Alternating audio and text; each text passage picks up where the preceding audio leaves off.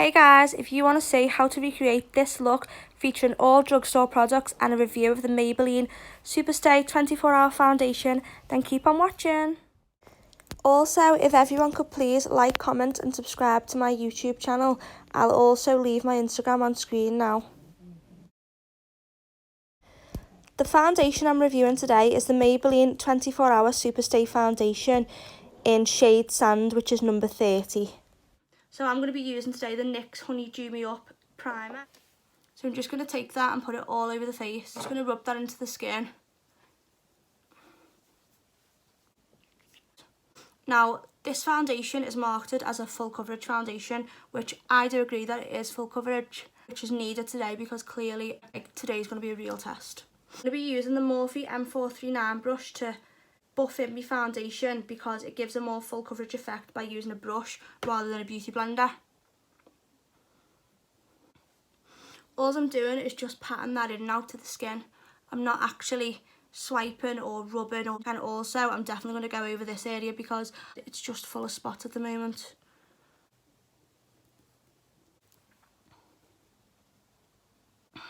So now I'm going to do some colour correcting under the eyes, and I'm using the NYX colour correcting palette. This colour and this colour, and I'm doing that on a Zoeva 144 brush. So the warmth from your fingertips will help the product to be absorbed into the skin. So now I'm going to put my normal concealer on top, and I'm using the Revolution Conceal and Define, the shade C7. I'm just going to highlight down the bridge of the nose, smile lines, because we want these to look like they're being brought forward, because anything that you highlight will bring it forward. So obviously I'm putting it under here because we want it to be bright anyway, because no one wants to look like they've got bags, but also we want this part of the face to look like not sunken, obviously. Also, another tip is the longer you leave concealer on your face, the more full coverage it will be. Using the Peaches and Cream PC19 brush, what I'm going to do, I obviously want this part of the face, so the under eye, to be the most full coverage. So I'm going to start blending away the other parts first. I'm just softly pressing that into the skin. The setting powder that I'm going to be using today, Revolution Luxury Baking Powder in the shade Lace. So I take a Real Techniques brush, I've tipped some into a lid of another powder, and then I will just literally dip my brush in so it's completely like covered. I'll go back in again just to make sure there's no lines at all in my concealer. I'll take the brush that I've just dusted most of the product off, and I will just set under the eye, and I'm going very gentle. So I'll do this step again. So now it's time to do the other eye now. I'm going to be taking Peaches and Cream's PC04 brush. What I'm going to be using is the NYX Cosmetics matte bronzer in the shade Deep Tan. As you can tell, it's clearly a favourite. And I like to take my contour up onto the forehead, under the hollows of the cheeks, down the back of the cheekbones and under the jawline. So basically, if you watch what I've just done, it looks like you're tracing out a number 3. So if you just watch and learn.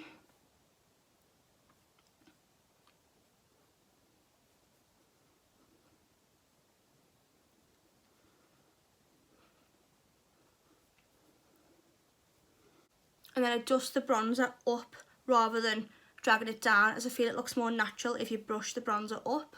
So if we compare how much more defined does this side look to that side, this is just a blank canvas, whereas just adding a bit of contour, basically one dusting of contour literally is just a game changer. If you compare that side to this side.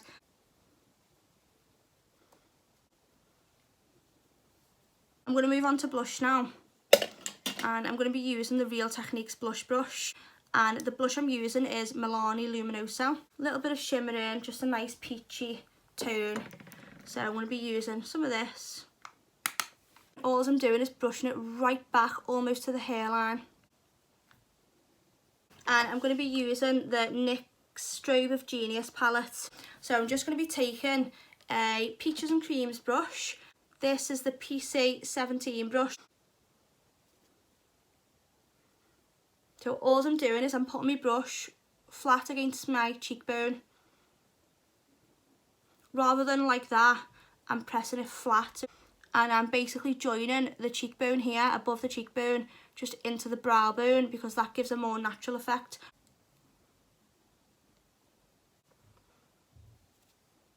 Cupid's bow. I feel like mixing highlighters is so much more natural looking than just having one. Now I'm going to be going in with my Fenty Beauty sponge. All I do here, this is just to basically bake underneath the contour. Place the sponge directly in so it's coated completely, that is literally completely covered. And then I'll just swipe the excess off. And then when that's just got a thin layer on, what I'll do is just leave it there prepared. I'll take the Real Techniques brush and I'm going to do the same to under the contour as I did to under the eyes. So I'm just basically coating the brush, taking that off, and I'm just going to dust underneath the contour. I'm going to do the same again. So once I've done that twice to each side, then I'm going to take my Fenty Beauty sponge.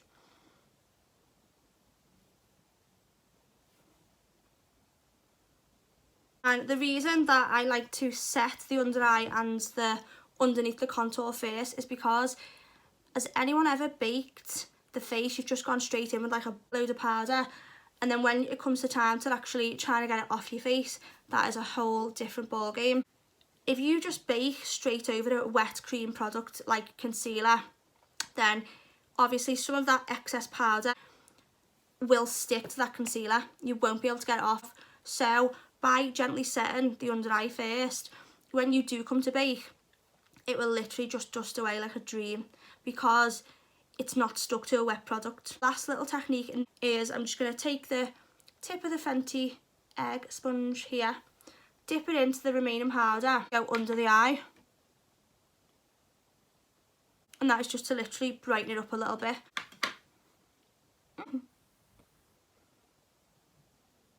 So I'm going to be removing this powder from underneath my contour using the Real Techniques powder brush.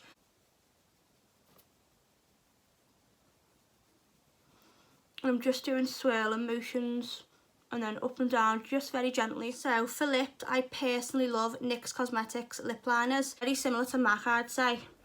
Very similar, maybe even a good dupe. This is in the shade Cocoa. So long lasting. And because we've highlighted our lips, the highlight where that white line is just on top of my actual lip line, that gives you a good guide of where to take the lip line to. I'm just going to dust that away. As much as I'm dusting away, I'm also pressing it into the skin. Because if we just start flicking it, it might go into our other products, as in it might mattify or highlight it. So it's the NYX Lingerie in the shade Satin Ribbon. I personally like to go over the lip liner, just because I feel that is so much more natural than if I was to just leave a big line like this. This is the Glow Revolution Prime Set Glow Spray, and it's in the shade Timeless Bond. I'm just doing this until my face feels dry, basically. It's a NYX Butter Gloss in the shade Fortune Cookie. So I'm just going to put that in the centre, and that will give the effect that your lips are bigger. This is the finished and completed look. Like, can you believe that literally everything is drugstore? The foundation, let's just have a closer look. To me, considering how many spots I had before, the foundation's done an amazing job. So as much as I adore this foundation, I think the price is amazing because it's only £9.99. I do think that you must use a dewy primer with it.